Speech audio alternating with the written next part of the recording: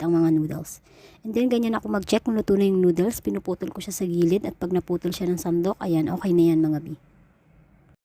Sunod ko nga isinala yung noodles. Tinapon ko yung sabaw niya. And then, pinainit ko ulit ang kawali para gagawa ako ng soup.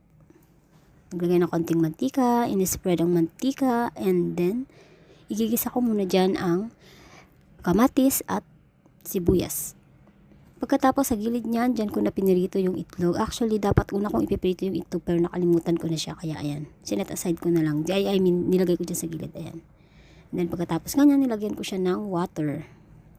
Papakuluin ko lang yan mga bi.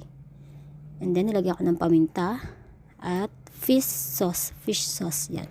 And then nilagay ko na yung gulay. Ayan, sama-sama na yan dyan mga bi. Tinakparan para makumulo at maluto ang gulay. Pagkatapos, niready ko na yung malukong or yung bowl. And then nilagay ko na ang noodles. Siyempre, tikman muna natin kung pasado na ba ang panglasa, ang lasa ng ating soup. Pero, eto na nga, hindi ko masyadong nagustuhan dahil matabang po siya. Kaya nagdagdag ako dyan ng salt and fish sauce. Ayan. Meron sila dyang sauce na parang soy sauce, pero fish flavor. Ayan. Nilagyan ko ng salt and then konting soy sauce. Parang fish soy sauce yan.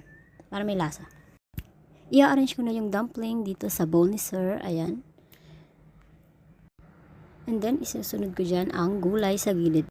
And then next, ayan, ibubuhos ko na ang masarap na soup. Thank you for watching mga bi. Ito lang po ang aking nakayanan. Bye-bye!